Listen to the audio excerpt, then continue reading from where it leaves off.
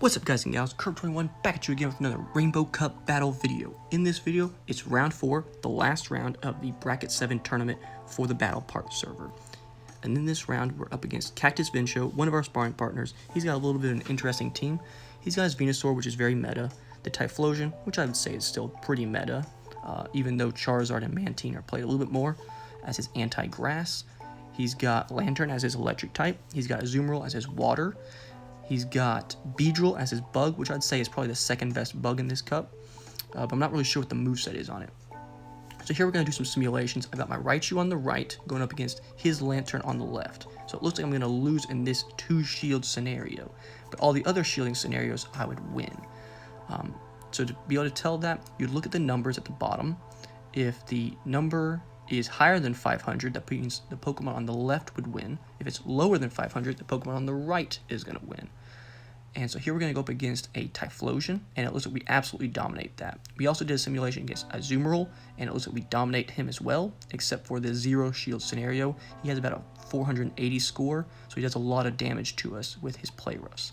Here we're going to see how his Beedrill will do. Again, not sure on the matchup, but I feel like it's not a Bug Bite, because that's Legacy, and it's probably not the best for this cup. I like Poison Jab a little bit more on Beedrill in this cup.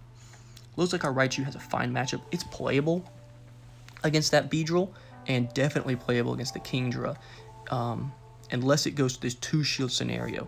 That is where Kingdra absolutely dominates Raichu. So you should never throw up a second shield on your Raichu against Kingdra. There's just no reason to do it. And I don't even think he would get to a second charge move. I think it's more just throw your wild charge, hope it hits to take out the Kingdra.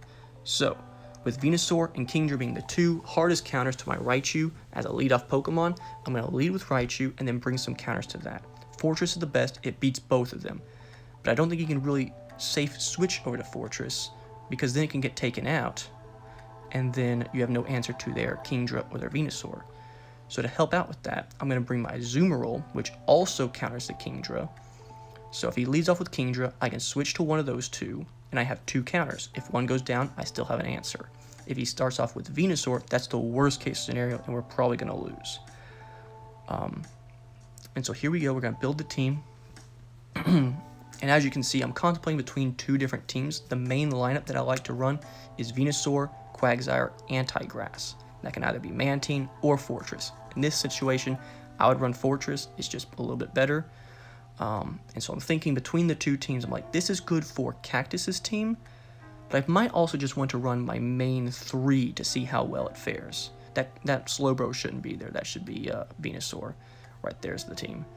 So I'm contemplating how is this team going to go down. I would like to lead Quagsire because it has a lot of good matchups on his side, but at the end of the day, I end up deciding Raichu is the best lead, locking in with Azumarill and Fortress in the back in case he brings his Kingdra as a lead. If he brings Venusaur, worst case scenario. Everything else is fine, we can win it with Raichu. Now in this second game, game 2 of this round, there is a technical issue on my side. The screen recording stopped, but we're going to talk about that when it comes up. So we're going to go in Raichu against the worst case scenario Venusaur. So we're going to throw off a wild charge because most people don't shield their Venusaur against a Raichu. And that's right, I predicted. He's not going to shield it. So here we're going to shield bait with Thunder Punches, because if he doesn't shield at this point, we win. We just go up, we use our 2 shields, he uses 0, or maybe even 1, and we win the leadoff scenario. So he has to burn his shields here. He actually opts to not shield that Thunder Punch, a very risky play, and it pays off for him. Now he has switch advantage and shield advantage. Big, strong move. So we bring in our Fortress just to farm up a little bit of energy for our really heavy moves. These Shadow Claws aren't going to do much damage, but the Blast Burn would kill us. So we switch at the perfect timing to bring in the Azumarill to soak up the damage, and he doesn't switch out, which is extremely interesting. So we throw the Ice Beam. He has to be going for the Solar Beam here. So he baits, we get the last shield, he's going to go for the Solar Beam, knocks us out, and now we have to run the gambit with Fortress. Hopefully he has a Pokemon in the back that we can beat, and it's Lanturn. Not the best matchup, but at least we have Earthquake. So if he can get to a Hydro Pump, he can win this, and he doesn't get there. So good game there. Very interesting play with the Typhlosion. In my scenario, I would have probably switched over to Lanturn to just handle that Azumarill a lot better with Thunderbolts, but he took a risk, and it paid off for us. Sometimes it will pay off for him.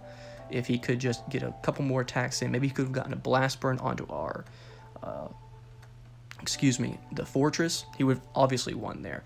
If he could have gotten a Hydro Pump onto our Fortress, he could have won there as well. But this game, we're going to have a technical issue.